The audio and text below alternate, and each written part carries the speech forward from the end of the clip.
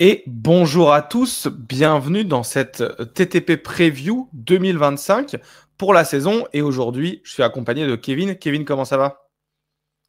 Salut, salut, ça va très bien et toi? Bah ça va très bien. On va faire la preview d'Oregon de la saison 2025. Et Kevin, survient, je te propose de revenir un peu sur la saison dernière, ton ressenti. Est-ce que première saison en Big Ten pour de l'histoire d'Oregon et champion de Big Ten, malheureusement, ça fait pas le titre national et ça fait qu'un seul match en playoff contre Ohio State. Quel est ton ressenti un peu toi? Est-ce que tu as trouvé positive la saison ou très décevante? Alors, très décevante, j'irai quand même pas jusque-là, voire même pas du tout, parce que première année en Big Ten, tout le monde promettait l'enfer parce que la Big Ten c'était pas la Pac-12, que au niveau de la physicalité c'était pas pareil. On a vu que Oregon est surtout pas pareil que ce que les gens ont en tête. Il y a beaucoup de gens qui ont parlé et qui savent pas vraiment ce que c'était qu'Oregon ou même la Pac-12, hein, tout simplement avant qu'elle explose. Et que pas mal de ces équipes, notamment Oregon, étaient capables de rivaliser, notamment côté physique et dans les tranchées avec les équipes de Big et ils l'ont bien prouvé. Ils ont battu Ohio State en saison, ils ont battu Michigan qui était certes sur une down year, mais ils l'ont quand même fait, ils sont allés gagner à Wisconsin. Il y a des sacrées victoires cette saison, enfin sur cette saison 2024. Un début de saison beaucoup, enfin très poussif on va dire, où notamment c'est on sait que Lanning a voulu tester ses O-line pour voir différentes, permutations et ça leur a un peu coûté cher. Ça a fait leur coûter des matchs, mais ils s'en sont sortis. Tu finis sur une saison à 13, enfin une saison régulière à 12-0. Tu es invaincu en conférence, tu vas en finale de conférence, tu bats Penn State, heu, tu es champion de conférence pour ta première année dedans. À aucun moment on peut dire que c'est décevant. Je veux dire que Dan Lanning, il a un track record qui est assez impressionnant.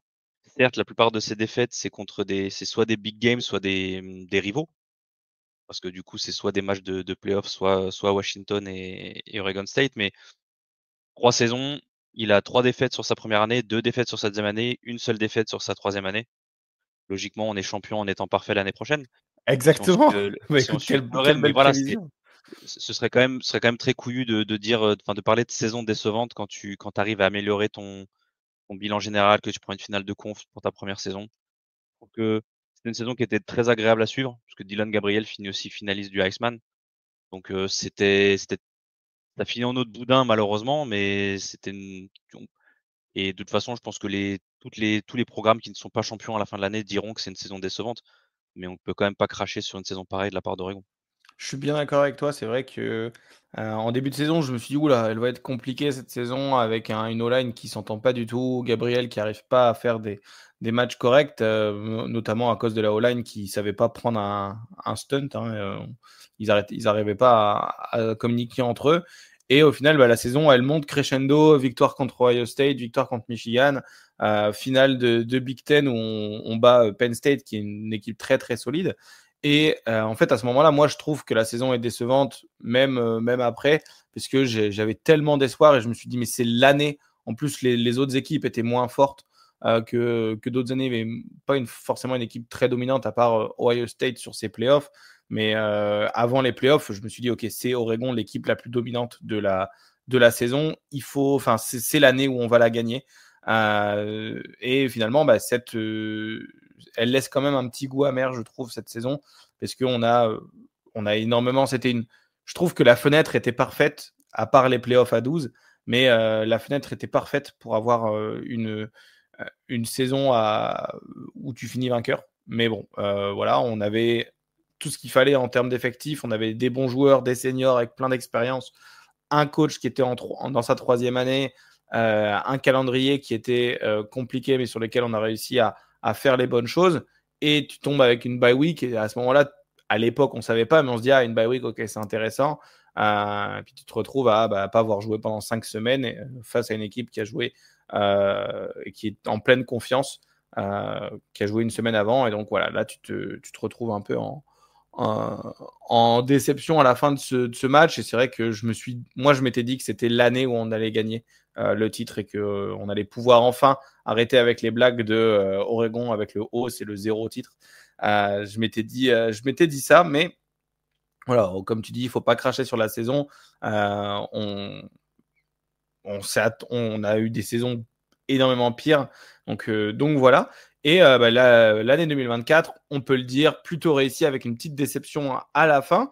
L'année 2025, Kevin, elle va être marquée, on va dire, par un manque d'expérience.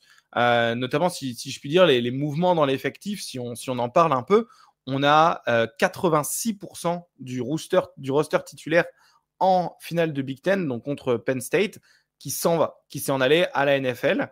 10 joueurs sur 11 en attaque. Donc on a le seul qui revient, c'est notre centre Poncho qui revient. Finalement, on a également Evan Stewart qui était censé revenir, le receveur, mais qui s'est blessé pour toute la saison. Donc on n'a qu'un seul starter qui revient en attaque pour l'année prochaine, enfin pour cette année à venir. Et en défense, c'était 9 sur 11 starters qui s'en sont allés pour la NFL. Et on a que Matayo Yogelele, le D-end, et le linebacker Bryce Betcher qui sont de retour. Donc voilà, ça fait 3 joueurs sur les 22 qui vont être de retour dans l'effectif. Donc une saison avec beaucoup moins d'expérience que l'année dernière, potentiellement des joueurs un peu plus jeunes et potentiellement également beaucoup de transferts, notamment Kevin importait des transferts réussis. Dan Lanning, on sait que c'est une grande force. Toi, c'est quel recrue qui te fait le plus qui te fait le plus bander sur le portail que Oregon a récupéré? Alors, déjà à noter, c'est que il y a une énorme discussion. Si vous suivez en ligne, il y a toujours une discussion sur Oregon, comme quoi, parce qu'Oregon a toujours des bonnes classes de recrutement, récupère pas mal de joueurs transferts, et sur le développement des joueurs. Mais vous regarderez que le départ d'Oregon, en fait, c'est que des joueurs qui sont seniors, qui finissent leur carrière, qui vont en NFL. Il y a aucun starter qui transfère. Et ça fait 2-3 ans, je crois que plus Dan Lanning est là. Il y a aucun starter qui transfère out de Oregon. Il récupère des gars qui restent ensuite sur plusieurs saisons. Regardez Willington, il est arrivé, je crois que après la première année de Dan Lanning, même s'il a eu sa blessure, il est encore là. Il y a pas mal de joueurs comme ça qui restent après Oregon, après leur transfert et qui s'en vont pas. Donc ça prouve que ça développe, hein. Il y a pas mal de gars qui arrivent et qui sont draftés bien, bien plus haut que ce que le niveau de leur draft stock était avant d'arriver à Eugene. Donc il y a ça quand même à noter. Maintenant, sur cette saison, comme tu l'as dit, il y a quand même 4 O-line à remplacer. On va dire 3 parce que Bedford n'était pas starter, mais il est déjà dans le programme. C'est lui qui va prendre le poste de garde droit. Et du coup, Lanning est parti chercher Emmanuel Prignon de USC et Isaiah Ward de Nevada. 2 O-line qui étaient parmi les. Je crois que les deux étaient dans le top 5 des O-line disponibles sur le portal. Surtout aussi, énorme signature. Tu vois, je dis signature, tel est l'état du college football maintenant, de Micah Hughes, le running back de Tulane. On passe d'ailleurs le bonjour à Riton, qui va venir vraiment apporter beaucoup, beaucoup, beaucoup de bien à cette attaque. Et on va pouvoir garder un très bon one-two punch avec lui et Willington. Ensuite, Dylan Tinman, le safety de Purdue, donc qui reste dans la conférence, qui fait partie, je crois aussi, un des top 3 safety qui était sur le portal. Et là, je parle vraiment que de ces 4 joueurs. Il y en aura d'autres dont on parlera peut-être un peu plus tard, mais ces 4-là sont les 4 joueurs d'Oregon transferts qui font partie des first team ou second team All Big Ten de pré-saison. Voilà, c'est des joueurs qui arrivent et dont on attend beaucoup. Donc tout le monde attend beaucoup, tout le monde, ça va être que du starter et c'est censé performer. Et ensuite, pas forcément une addition du portal que j'attendais, mais qui va être très très très intéressante à suivre, c'est celle de Bear Alexander, le D-line nomade, comme moi je l'appelle, de USC, lui qui a transféré. Il est freelance. Je crois que on s'était pas mal marré nous avec ça, c'est que si je dis pas de conneries, il a transféré chaque année depuis son année freshman de high school, ce qui veut dire qu'il a fait 4 high school différentes sur ces 4 années, et là c'est sa troisième ou quatrième, c'est son troisième ou quatrième programme de collège différent, donc un chaque année. Donc voilà, est-ce qu'on va réussir à le stabiliser? Comme je le disais, quand on transfère des gars, on les start, on les stabilise. Il va avoir un gros rôle parce qu'on a perdu les 2 D-tackles, Harmon et Caldwell. Donc son apport va être d'autant plus scruté. Donc voilà, pour moi, ce sont ces 5 joueurs qui vont make or break, on va dire, la saison. Et est-ce que leur apport sera bénéfique? Ouais, et comme tu dis, on a quand même des très bonnes classes de recrutement, en tout cas sur le portail. On a la première classe en Big Ten et la cinquième classe nationale sur le portail. Et sur bah, le recrutement high school, on sait que chez Dan Lanning, les freshmen ne jouent que très peu. Donc dans cette ère où il y a quand même beaucoup de besoin de jouer très rapidement parce que les mecs voilà, ont un peu le melon qui leur monte à la tête. Ils ont un peu le melon et ils ont vraiment beaucoup de gens qui leur disent ouais mais tu vas starter, tu vas starter, tu vas starter avec des promesses, avec de la NIL, etc. en jeu. Oregon arrive quand même à recruter même si les freshmen ne jouent que très peu. Oregon cette année pour la classe 2025 c'est la deuxième classe en Big Ten et la cinquième nationale également avec deux gros noms qui entrent en compte. On a le receveur Dakorian Moore qui est un 5-star, un 5 étoiles du Texas, qui est un des tout meilleurs joueurs dans une tout meilleur recrue dans l'histoire d'Oregon. C'est la deuxième meilleure recrue all-time en termes de notation derrière Kevin Thibodeau à l'époque. Donc c'est une très très grosse prise pour Oregon. Surtout qu'on va en parler, le poste de receveur, il y a de la place. Il y a carrément de la place. Donc Dakorian Moore qui s'en vient. Et également Naïm Offord, qui est un cornerback 5 étoiles d'Alabama cette fois-ci. Donc avoir réussi à prendre un 5 étoiles qui vient d'Alabama face à des programmes de sec, c'est déjà une très très grosse prise. Et en même temps, petit fun fact, Kevin, je ne sais pas si tu sais, c'est le cousin de Mackay Hughes. Oui, oui. Et Et de ce que j'ai donc, compris, les deux signatures Use sur le portal et Offord en commit se sont faites très très proches l'une de l'autre. oui. Et Mackay Hughes a eu, je vais pas dire un poids, mais voilà, on va dire qu'il a fait une petite pub pour son cousin pour sa signature aussi. Il a fait une petite pub pour Oregon aussi vis-à-vis de son cousin pour son commitment. Mais ça fait, en tout cas, ça fait très plaisir d'avoir toujours au moins la même famille dans le programme. C'est vrai qu'on a eu l'habitude d'être nourri avec les Mm. familles récemment, avec notamment bah, voilà, les frères Sewell à l'époque, les frères euh, euh, bah, Herbert avec le tight end. Bien Et sûr, maintenant, ouais. on se retrouve avec les cousins Offord et Macalius. Si on se parle un peu de l'effectif, Kevin, on a un manque d'expérience en termes de joueurs, mais en termes de coaching staff, eh ben, Oregon a réussi un peu la prouesse, surtout quand on connaît le type de programme que c'est Oregon, de garder bah, ces trois coachs principaux. Dan Lanning, le head coach forcément, qui a re-signé d'ailleurs. Il y avait des rumeurs de lui qui s'en allait un peu partout, comme d'habitude. Donc voilà, Dan Lanning qui reste le head coach. On a Will Stein, le coordinateur offensif, qui reste lui aussi, alors qu'il a été quand même convoité. Puis Oregon, c'est une attaque qui a marqué beaucoup de points. Et on sait, Oregon, c'est généralement, quand tu es un très bon coordinateur, notamment, on l'avait vu à l'époque avec Dillingham, le coach qui est maintenant à Arizona State. Donc voilà, les coordinateurs se font souvent prendre dans des programmes qui sont des gros programmes, mais pas non plus des top programmes. Donc là, on voit un peu qu'Oregon est en train de devenir ce top programme en permettant de garder bah, ce coordinateur offensif en Will Stein. Et surtout, je pense, la plus grosse force d'Oregon l'année dernière et cette année, cette défense menée par Tosh Lupoy, le coordinateur défensif, c'est une très très bonne nouvelle, Kevin. Ouais, ouais, ouais. Notamment Will Stein, hein, on y pense. Hein, donc Dillingham avait fait sa première année et était ensuite parti à ASU. Mais bah, Will Stein, il a fait 2 ans. Il a amené 2 quarterbacks à New York en finale du Iceman. Donc être capable de garder un coordinateur qui a un track record pareil et ne pas le laisser partir sur un poste de head coach autre part, c'est vraiment un énorme plus, un énorme coup de la part d'Oregon. On sait que Dan Lanning a été re-signé aussi au passage.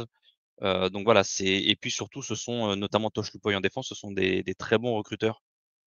C'est ça aussi hein, qu'il faut qu'on prenne en compte. Hein. C'est quelque chose dont on parle pas forcément en NFL parce que c'est pas forcément le cas, mais en college football, ce sont des gars qui se déplacent dans les high school, qui vont voir les familles, qui vont voir les coachs et tout. Donc il faut qu'ils aient non seulement ce côté terrain, mais aussi ce côté recruiting. Donc c'est clairement pas à négliger. Et par contre, Tosh Lupoy qui va avoir, je pense que sa défense va devoir mener le programme cette saison, comme tu l'as dit. Mais l'année dernière, voilà, c'est contre toutes les grosses équipes, ça a encaissé beaucoup de points. C'était capable de, je crois qu'on a shut out Purdue, on leur a mis 35-0. Ça a fait des très bons matchs défensifs contre contre du Wisconsin. Michigan No, Wisconsin aussi, qui était mine de rien oui, un match compliqué offensivement c'est ça, de la part d'Oregon. c'est la défense qui clôt le match, effectivement. Ouais, carrément. Mais là, il va falloir, quand tu vois la branlée, ne serait-ce que, je crois que c'est 34 points ou 38 points sur la première mi-temps contre Ohio State en playoff. Je crois qu'on en prend presque 40, voire plus de 40 contre Penn State en finale de Big Ten. Donc là, on va y venir aussi. Tous les DB sont partis. Donc il va vraiment falloir remplacer soit avec du transfert, soit avec des gars qui étaient déjà dans le programme, comme Jalil Lawrence par exemple, qui vont devoir prendre la place sans forcément beaucoup de temps de jeu dans cette défense. Donc pour moi, le front est vraiment pas mal. Maintenant, le backfield risque d'être un peu plus problématique. Et Tosh Lupoy et Dan Lanning vont vraiment devoir, encore une fois, en plus, Dan Lanning est un coach défensif, donc on ne peut pas forcément se permettre d'avoir un head coach défensif avec lui aussi un pédigré pareil et avoir des défenses qui prennent 35 points minimum dans tous les grands matchs, quoi. Moi, je veux dire, j'étais fan des Saints avec Drew Brees qui était obligé de mettre 40 points par match pour pouvoir gagner des matchs. Si c'est pour qu'on fasse la même à Oregon, mon cœur tiendra pas, hein. Donc, il faut que ce problème se règle et que cette défense soit plus stable. Je pense que ça peut le faire. Encore une fois, il y a énormément de talent. Il y a énormément de talent dans cette défense, notamment, on y viendra après avec Matayo qui risque d'être un très, très haut prospect pour la prochaine draft, qui ne fera très probablement pas son année senior. Donc, voilà, c'est un coaching staff qui est stable, ça aussi, hein, comme, je crois que même dans les assistants, il y a pas vraiment eu de changement, voire pas du tout. Donc Non, c'est avoir une non plus, stabilité pareille. Il y a que, je c'est crois les qu'il y a mêmes. il y a que Junior Adams qui est parti, Oui. le coach receveur, qui lui aussi est un énorme recruteur qui est parti. Mais sinon, c'est une très, très bonne stabilité pour le coaching staff d'Oregon. Carrément. Et ben ça va être, comme tu le dis, important, notamment pour les joueurs qui sont déjà là dans le programme, donc les sophomores, freshmen de l'année dernière, enfin, donc les sophomores de cette année, les freshmen de l'année dernière, les freshmen de cette année, cette continuité, elle va permettre au moins de garder un playbook assez similaire, de garder également une nomenclature quand on sait que des fois, certains coachs arrivent avec toute une nomenclature différente selon les saisons, bah, en fait, ça te fait réapprendre, etc. Donc là, l'avantage d'Oregon, malgré le manque d'expérience sur le terrain, ils connaissent les coachs, ils connaissent les joueurs et ça se connaît entre eux. Et ça va permettre de créer, je pense, une alchimie un peu plus rapide. On est sur un effectif, comme je l'ai dit, à 86% renouvelé par rapport aux starters. On a trois qui reviennent, comme on l'a dit, Matayo Uiagalelei, qui est le defensive end, Bryce Betcher, le linebacker, et Poncho. J'ai oublié son nom de famille à Poncho parce qu'on le nomme toujours Poncho. Laloulou. Exactement, Laolou, donc qui est le centre. Donc ça va être également assez intéressant d'avoir ça pour de garder un peu au moins cette solidité à des postes qui sont quand même assez clés. En revanche, d'autres postes clés qui sont sans expérience, voire presque pas. Kevin, c'est le poste de quarterback. Est-ce que on peut dire voilà, on met la pièce sur Dante Moore qui est starter au moins contre Montana State au premier match, ou est-ce que tu vois peut-être Austin Novosad la recrue de l'année dernière, donc il y a 2 ans, qui a passé maintenant 2 ans dans le programme, ou peut-être Luc Mauguin, on l'a vu Spring au Game, ouais. Spring Game, qui avait fait des très très belles choses. Dan Lanning ouvertement a dit que c'était toujours la compétition partout, il n'a pas nommé de starter. Est-ce que tu penses que c'est un peu politique et qu'on sait déjà que ça va être Dante Moore, ou petite pièce sur d'autres joueurs? Alors, je suis tombé sur une vidéo il y a quoi? Il y a 24 heures, 48 heures, qui disait que le fait que Dan Lanning n'ait pas emmené Dante Moore au Big Ten Media Day, c'était très parlant et que leadership, nanana, non. Déjà, je trouve que la signature de Dante Moore, l'année dernière, parce que Dante Moore n'a pas joué l'année dernière, mais il a pas signé cette année. Dante Moore a été signé avant la saison 2024 en provenance du UCLA. Faut savoir qu'il était d'abord commit à Oregon. Il avait décommit pour aller avec Chip Kelly à UCLA, que sa carrière là-bas ne s'est pas très bien passée. Il a décidé de venir et de sit derrière Dylan Gabriel pendant 1 an. Donc la situation est relativement, elle est un peu compliquée parce que tu te dis, d'un côté, tu as une attaque qui tourne très bien depuis 3 ans, depuis qu'il y a Dan Lanning, mais parce que tu avais des QB qui étaient seniors, super seniors.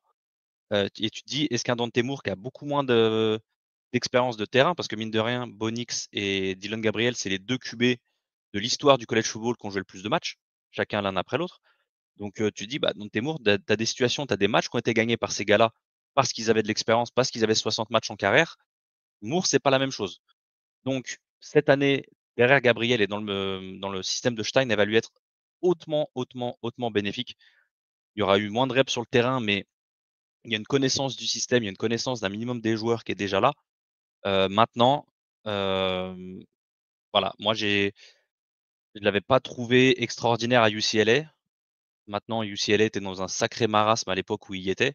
C'est Puis clairement pas le même équipe que il maintenant. était freshman et en fait, c'est très compliqué aujourd'hui.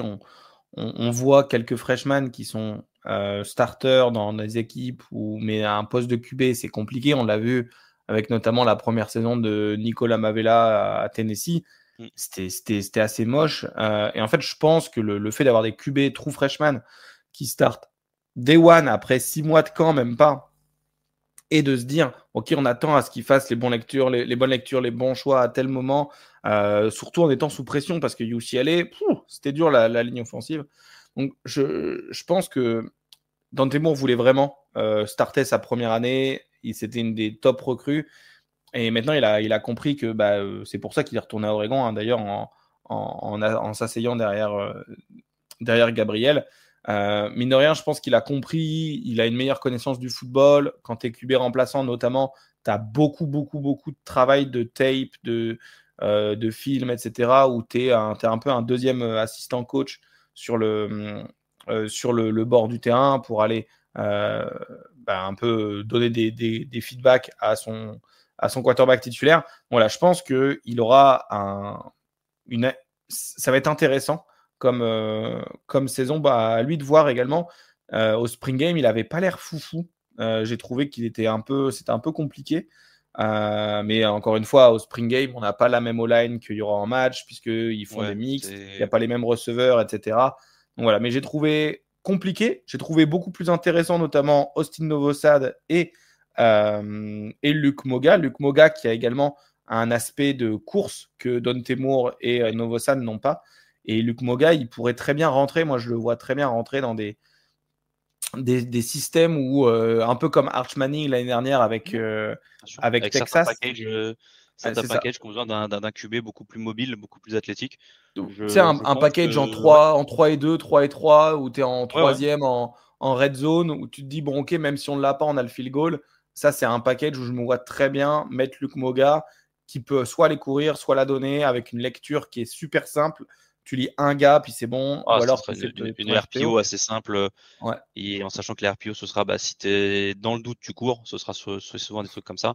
Après, tu vois, moi, je trouve ça assez intelligent parce que, comme tu le dis, alors quand tu écoutes les échos un peu autour du programme sur les camps, tout le monde kiffe Dante Moore. Il a un arm talent qui est, je pense que même en ayant eu Bonix et Dylan Gabriel avant, qui ont des sacrés bras, visiblement, c'est lui qui a le meilleur arm talent naturel. Ça en dit beaucoup.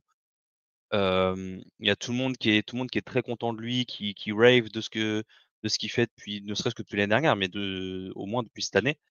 Donc je pense qu'il sera starter sans contestation. Maintenant, comme tu le dis, il y a une QB room qui est très intéressante derrière.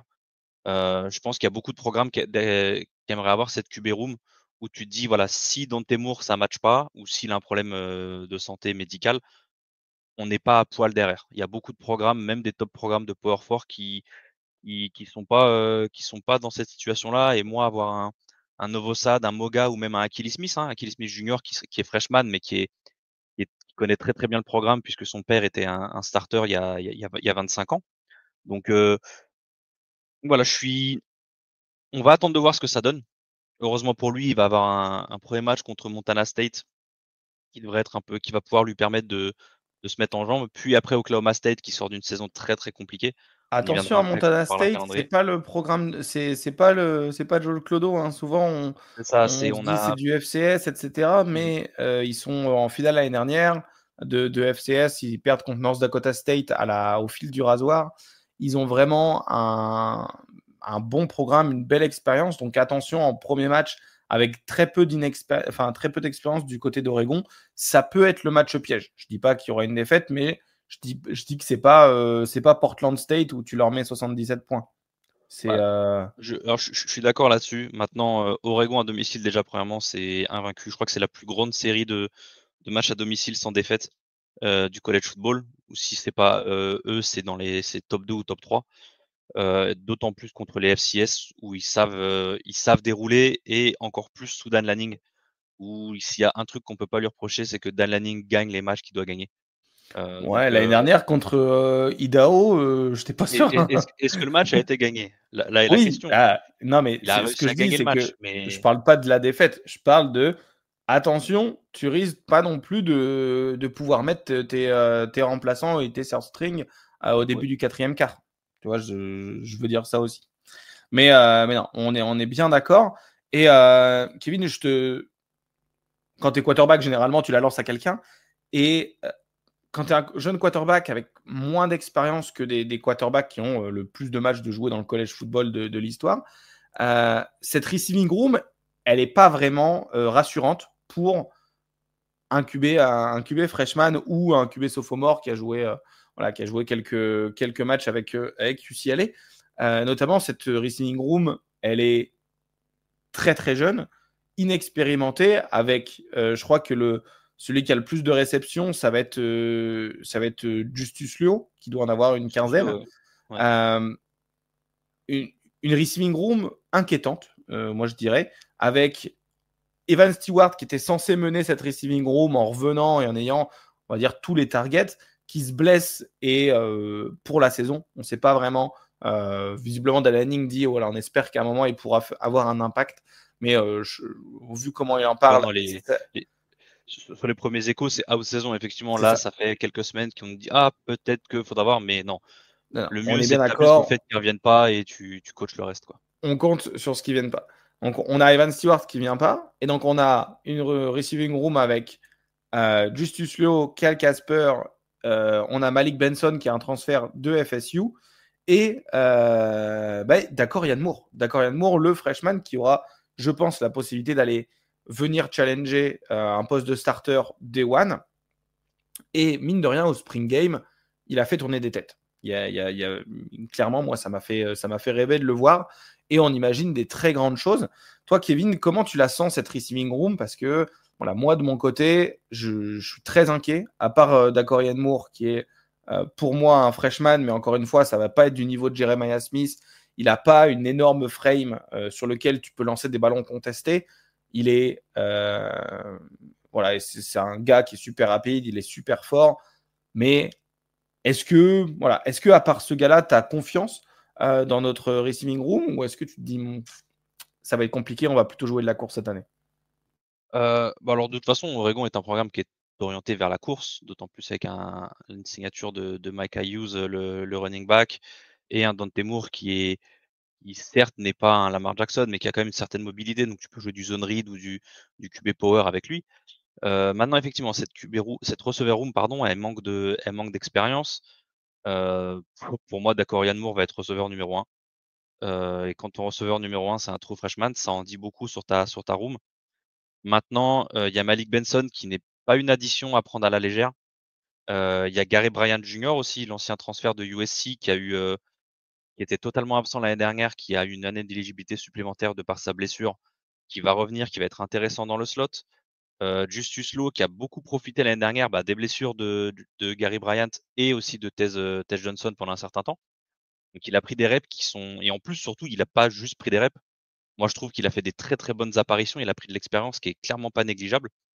Après il y a des gars qui sont dans cette room depuis quelques années, tu l'as dit, comme Cal Casper, mais aussi comme un McClellan.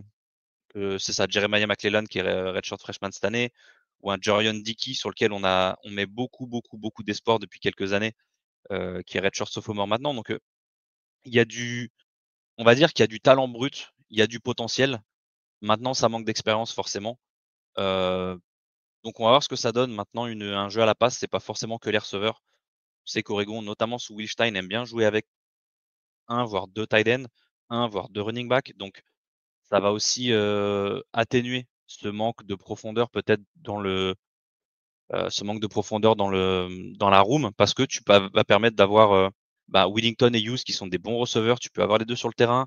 Un Kenyon Sadiq dont on va sûrement parler juste après, qui est un excellent receveur et qui sera potentiellement même le leading receveur d'Oregon cette année. Ils ont signé Johnson, le tight end de Louisville aussi. Donc une receiver room, ça ne fait pas tout dans ton jeu à la passe. Ça aide, je te l'accorde, mais voilà, si t'as 3 bons receveurs et que tu joues presque que du personnel 12 ou 21, c'est pas si dérangeant. Donc il va y avoir des il va y avoir des moments compliqués contre des bonnes défenses, ça va être un peu tricky. Il va y avoir ce qu'on appelle des growing pains. Bah ouais, c'est des années où ils vont apprendre et des matchs où ils vont devoir apprendre à la dure sur le terrain. Mais j'ai confiance parce qu'il y a une bonne progression dans cette receiver room depuis quelques années et maintenant il faut juste qu'ils arrivent à montrer toutes leurs promesses sur le terrain. C'est ce que j'allais dire, c'est que finalement, comme tu le dis si bien, on est sur une moins d'expérience et moins également un peu de talent que les années précédentes, enfin c'est même un fait, hein, que les années précédentes au poste de receveur, mais l'avantage quand tu es un jeune, un jeune QB, si tu as ton tight end en soupape de sécurité, bah là, ça fait du bien. Et on a, comme tu l'as dit, Kenyon Sadiq qui est notre tight end. Sa saison, on l'attend tous l'explosion. On attend l'explosion. Il a été très très fort contre Penn State, notamment en finale de Big Ten, où il fait des actions de fou. Il est très très fort avec la balle dans les mains. Je ne vais pas le comparer à Brock Bowers, mais Mais il y a c'est quelque quand même un chose. peu l'utilisation, hein, c'est son utilisation, hein. C'est un gars, depuis qu'il est freshman, on l'utilise sur des tight end screen, sur des jet sweeps. C'est des trucs que tu donnes pas en général à un tight end, mais il a l'athlétisme. C'est un freak athlétique. Il sait tout faire. C'est notamment un excellent bloqueur. Regardez les vidéos de Geoff Schwartz qu'il a fait sur les tapes de Kenyon Sadiq. C'est un mec qui a moi, en tant que coordonnateur offensif, qui est passé la dernière année à je vais être très poli, à gueuler sur mes receveurs, mes tight ends et mes O-line sur la compréhension d'un système de bloc. C'est un mec qui peut aller de pancake, mais qui sait reacher, qui sait mettre son corps entre son vis-à-vis et là où va aller le ballon, c'est primordial. C'est pas qu'un mec qui va te prendre en face, qui va essayer de te bull rush, qui va faire un jeu sur trois, mais le jeu qui va réussir, il va te pancake. Non. C'est un mec qui a un cerveau, qui comprend ce qui se passe. C'est un gars qui, encore une fois, qui évolue dans ce système depuis pas mal d'années. Il était derrière deux très bons tight ends, dont un qui a été pris au deuxième tour en NFL, mine de rien. Donc, moi, je le dis depuis l'année dernière, moi, ça va être un des, si ce n'est le top tight end de l'année, au moins un des top tight end. Pour moi, c'est le fait qu'il soit que second team Big Ten pré-saison, ça me choque limite. Il faudra que je regarde qui était le 1. Mais voilà, attention à son explosion parce que, encore une fois, avec une receiver room sans Evan Stewart qui va être légère, il y a moyen que l'offense bascule pas mal sur lui. Et c'est un vrai mismatch. C'est un mismatch contre des backers, c'est un mismatch contre des safety. Et si le split et que tu veux t'amuser à mettre ton corner 1 sur le tight end, bah, tu vas avoir des Dakorian Moore et tout qui vont être face à des corner 2, corner 3 et voir des safety. Et là, ça peut être intéressant.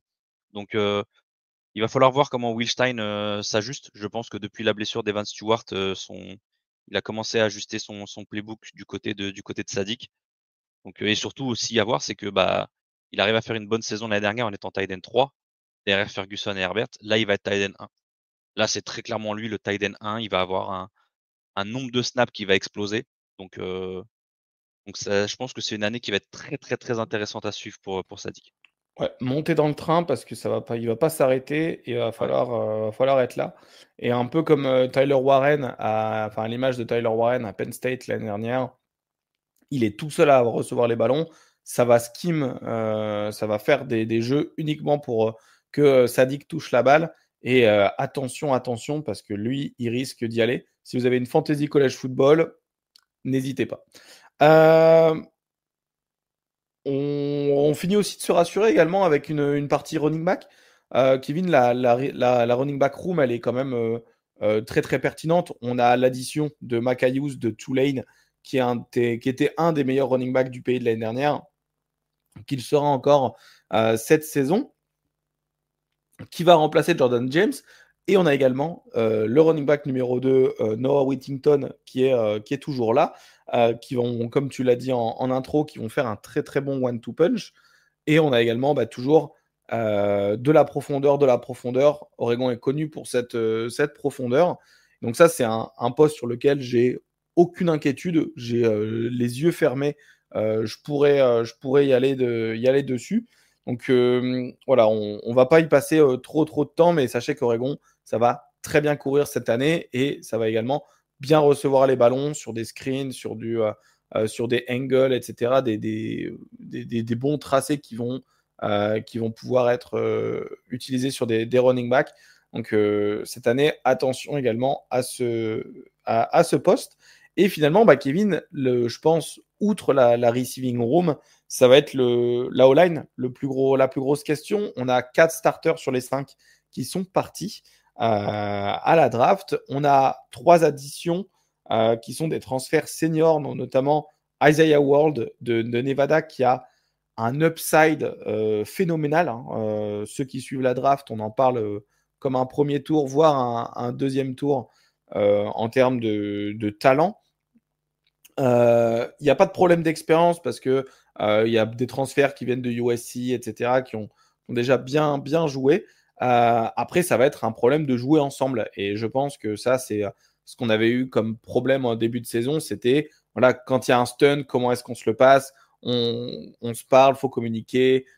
Comment est-ce qu'on s'assure que lui va l'avoir, etc. Des petits problèmes qu'il pourrait y avoir. Mais Kevin, la O-line, est-ce que tu la sens aussi forte que les années dernières, puisque bon, c'est un peu un scandale que sur les 5 dernières années, il n'y a eu aucune des O-line d'Oregon qui ont reçu le titre de meilleure ligne du pays. Mais on a eu des très très bons joueurs, on a toujours des bons joueurs. Est-ce que là, les yeux fermés, tu te dis, OK, Dante Moore sera dans un canapé, dans son fauteuil avant de lancer, ou il y aura pas mal de pression, ça va être compliqué, etc. Faudra voir. Je pense qu'au niveau, purement individuel, intrinsèque, je pense qu'il y aura pas forcément de problème. Que c'est des joueurs qui ont été, hautement recrutés et qui étaient hautement convoités sur le portal. Donc, c'est pas tu pas ce niveau d'attrait d'un joueur si jamais c'est une tanche. Maintenant, voilà, les problèmes qu'on avait l'année dernière et même avec un Dylan Gabriel qui a vu beaucoup de football, c'était, la reconnaissance des blitz, comment tu ajustes ta passe pro ou quoi que ce soit. C'est ça qui a pas mal posé de problème en début d'année. Donc je pense que c'est plus une question de scheme et de comment tu fais tes ajustements. Question de communication, je pense que c'est juste ça le problème. Maintenant, je pense que Dan Lanning a pu se permettre de faire tourner et de jouer un peu aux chaises musicales l'année dernière parce que c'était pas mal de O-line qui se connaissaient déjà et qui connaissaient le système. Maintenant, cette année, avec 3 starters, transferts, je suis pas sûr que tu puisses te le permettre beaucoup. Surtout qu'ils ont des positions qui sont relativement définies, donc tu pas besoin de voir est-ce que j'ai besoin d'un tel à tel poste ou quoi. Donc je pense qu'on aura plus de stabilité sur la O-line sur les premiers matchs, les matchs de non-conférence. Donc moi je suis confiant. Je suis confiant, maintenant il y a du beau monde derrière. Micah Hughes, il a pas besoin que tu l'ouvres, de H-mark à H-mark, hein. C'est un excellent running back, Willington aussi. C'est un système qui fait partir la balle très vite aussi. Donc tu vas pas avoir besoin de maintenir ton bloc pendant 4-5 secondes pour que la balle pour maintenir ton QB en vie. La balle elle va partir vite. Donc je me fais pas trop de soucis. Comme tu le dis, je trouve ça un peu scandaleux que le Joe Moore Award ne soit pas à Eugene depuis pas mal d'années. Heu, Disons que si tu en fais un pour la constance de la O-line depuis 5 ans, c'est Oregon qui le gagne facilement ils sont finalistes, je crois, depuis au moins 3 ans. Non, non, j'ai confiance en cette O-line, c'est très bien coaché, le scheme est bon aussi, donc j'ai toute confiance là-dessus. Ouais, très bien. Et maintenant, on passe à cette défense menée par Tosh Lupoy, hein, le coordinateur défensif. Euh, Kevin, on a une certaine stabilité malgré le départ, comme je l'ai dit, de 9 titulaires sur les 11. Et pourquoi est-ce qu'on parle de stabilité? Parce que beaucoup de monde ont pris des reps. On a Matayo Uiagalelei qui est certainement un premier tour de l'année prochaine, qui est un game wrecker. Et c'est vraiment un joueur qui va aller éclater les lignes offensives d'en face. Et il va vraiment avoir du double team, voire du triple team sur ce mec-là. Et on a également le linebacker Bryce Betcher qui revient pour sa super senior saison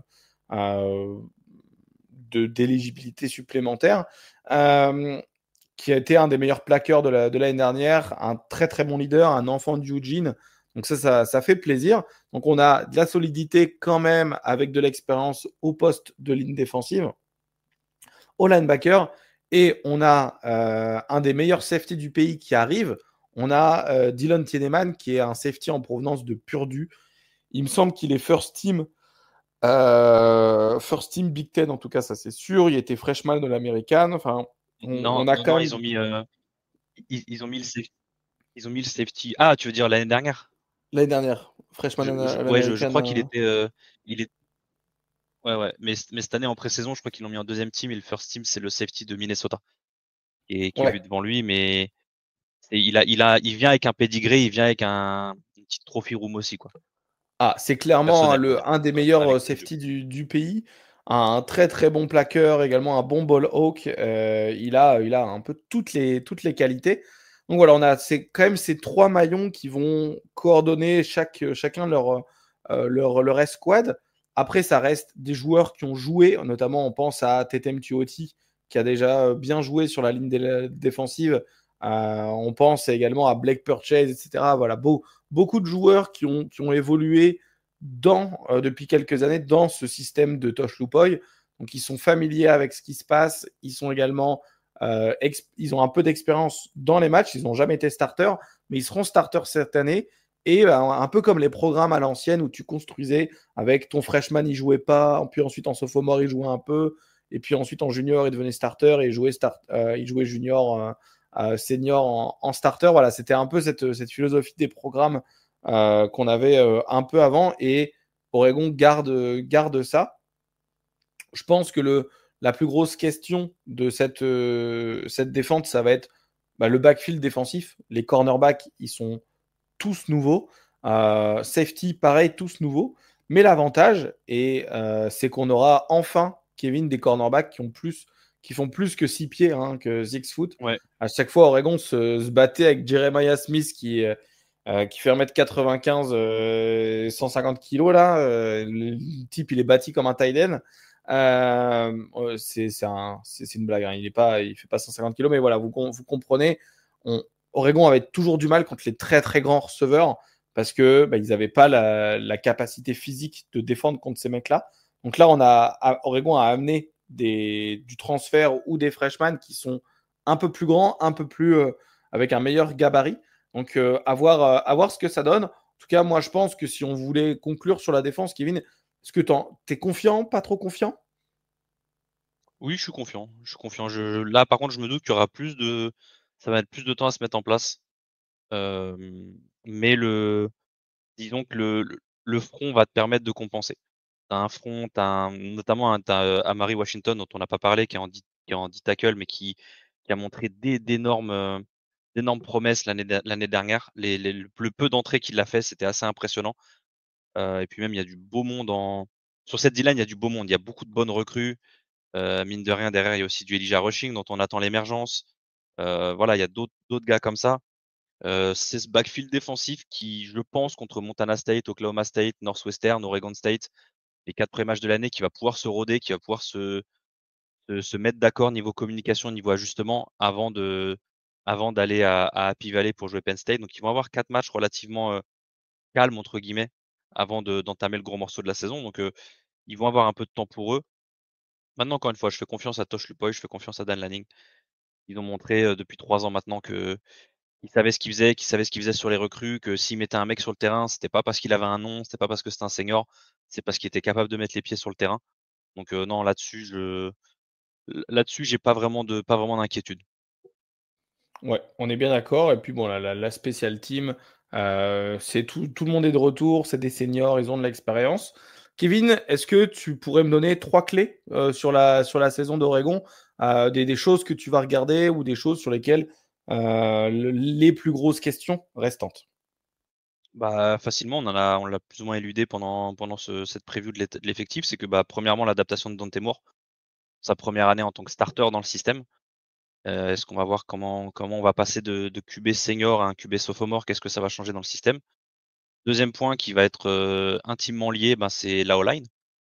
Mine de rien, ça reste des trois O-line seniors, mais ça reste 3 transferts. Donc on va voir comment ça s'intègre et surtout on en a parlé, est-ce que ça se fait plus vite qu'en 2024 où le début de saison a été fort compliqué à ce niveau-là?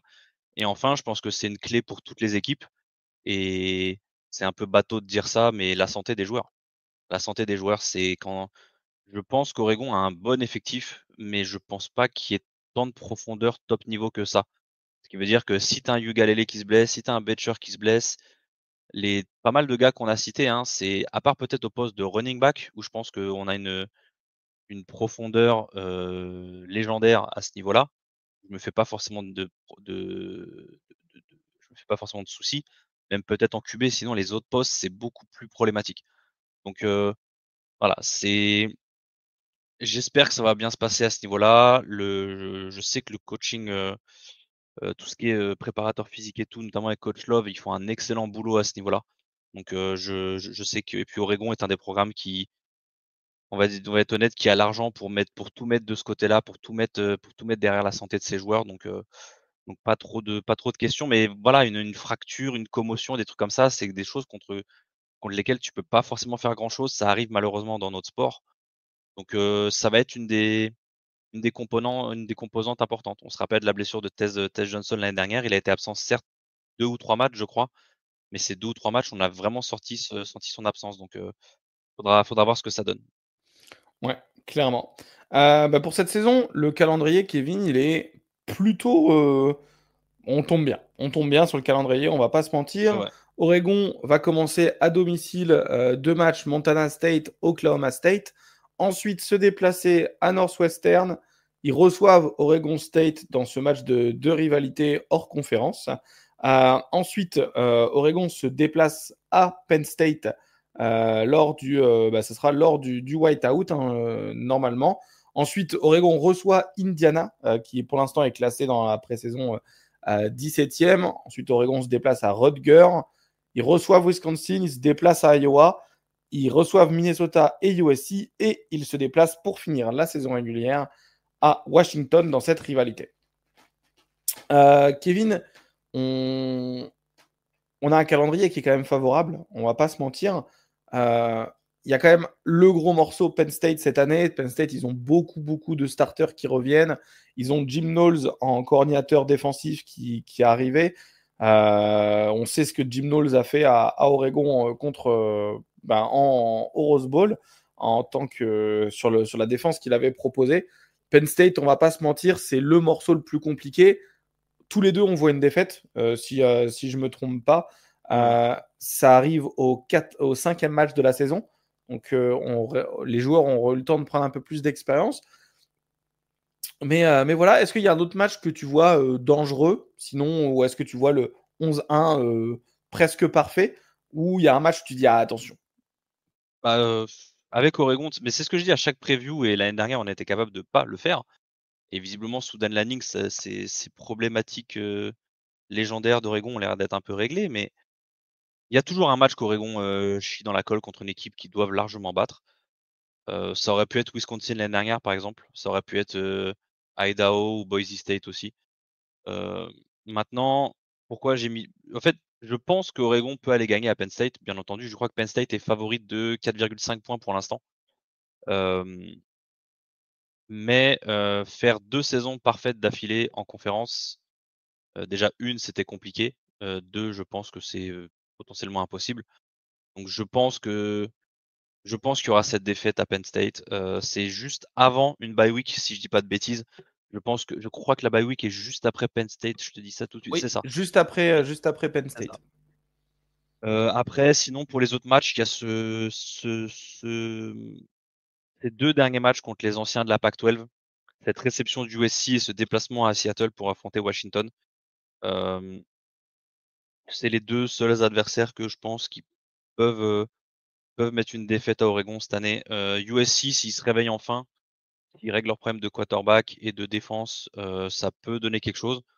Maintenant, comme beaucoup, déjà je peux pas enfin, j'ai beaucoup de mal avec Lincoln Riley et comme je dis depuis pas mal d'années, depuis qu'il est là, c'est que tant qu'il aura pas prouvé sur le terrain qu'il peut battre ce genre d'équipe parce que bon, USC l'année dernière, c'était catastrophique.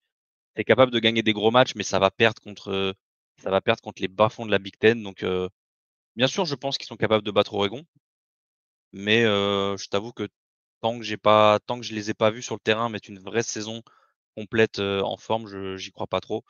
Après UW chez eux, on sait qu'ils sont toujours chiants, on sait qu'ils aiment bien, Ils aiment bien poser des problèmes à Oregon, même quand ils sont pas au top. Ils ont un QB qui peut être, Damon Williams, qui peut poser beaucoup de problèmes. Maintenant, on a vu l'année dernière, il fait un excellent match contre Oregon, mais il y avait juste personne autour de lui, quoi. Il se fait saquer 10 ou 11 fois dans le match. Donc à voir. Je pense qu'il y a que ces rivaux de l'Ouest qui peuvent faire quelque chose. Maintenant, non, Oregon State à domicile, j'y crois pas. Indiana peut-être, mais je pense qu'ils ont perdu beaucoup de monde et je les vois pas repeat les succès de l'année dernière. Donc sinon, ouais, Iowa chez eux et encore, même j'y crois pas forcément. Donc le 11-1 me paraît logique et si je dis pas de bêtises, niveau bookmaker, Oregon est l'équipe qui a le plus de, comment dire, au niveau des cotes, qui est l'équipe la mieux vue pour avoir 11 victoires cette saison, en saison régulière. Donc je pense qu'il y a beaucoup de monde qui les voit faire ce 11-1 voire 12-0. Donc le 11-1 me paraît assez logique. Ouais, moi je vais être un peu plus pessimiste que toi. Je vois un 9-3. Je vois un 9-3, je vois une défaite contre Penn State, Iowa et contre Washington. Les trois plus gros matchs à l'extérieur. Je pense que quand tu es une équipe qui est très inexpérimentée, aller se déplacer à Penn State, on est d'accord que ça va avoir une défaite. Iowa, c'est toujours très très solide. Et Washington, bah voilà, on a toujours historiquement avec Dan Lanning du mal. Donc j'espère me tromper. Pour l'instant, je vais pronostiquer un 9 victoires, 3 défaites parce que l'équipe est très jeune. En revanche, sachez que grâce à cette équipe jeune, l'année suivante, en 2026, si tout le monde reste, on aura pas mal d'expérience. Donc je vois ça plutôt comme une saison qui serait d'apprentissage. Pas comme un rebuild, hein, parce qu'on n'est pas en reconstruction, mais une saison de rechargement avec trois défaites, peut-être un 10-2, 9-3, si jamais Oregon arrive à battre Iowa. Mais voilà, avec 2 défaites, je pense qu'Oregon rentrera dans les playoffs, surtout au vu du calendrier. À voir ce que ça donne les autres équipes de Big Ten, pardon, et ce que ça donne, mais je pense que Oregon aura une place dans ces playoffs et aura une place pour aller faire la compétition dans une nouvelle saison où tout sera remis à zéro. Donc voilà, Kevin, toi tu es plutôt sur 11-1, moi sur on va dire un 10-2, 9-3. En tout cas, on est d'accord pour dire qu'Oregon sera dans le top 3 de cette Big Ten, devant ou derrière Penn State et Ohio State. Et en tout cas, ça va être une saison à suivre avec pas mal de nouveaux joueurs. Donc on est sur quelque chose qui est très intéressant. Kevin, je te remercie pour la preview. On a été un peu plus long, mais en même temps, on parle de nous. On aime bien parler. Et ça, c'est sûr que je pense qu'on est toujours un peu plus long. Kevin, cette année, est-ce que tu te déplaces pour des matchs? Alors Dieu sait que j'aurais bien aimé, mais non, pas cette saison. Je prends une année sabbatique football. Je serai quand même sur le podcast, il n'y a pas de souci, je vais suivre, mais je vais beaucoup limiter mon apport en football. Donc non, non, j'adorerais faire des déplacements dans les années suivantes, mais pas cette année. Et toi, je Ok. sais que tu y vas cette année. Euh, eh ben, écoute, moi normalement, j'irai à celui d'Indiana peut-être, en tout cas très certainement celui d'Indiana ou d'Oregon State. Et j'irai certainement voir Penn State, Ohio State à Ohio. Enfin, à Ohio State. Donc, un autre match d'une autre équipe. Ce sera pour la première fois que je ne verrai pas Oregon jouer. Mais c'est pendant un bye week. Et j'ai été invité pour ce match-là. Donc, peut-être. Mais en tout cas, soit Oregon State, soit Indiana à domicile à Haute-Seine. Et puis on va encore une fois se régaler. On sera toujours là sur les live tweets, toujours là pour échanger. Et on vous souhaite une très bonne saison. Merci tout le monde, ciao, ciao. Ciao.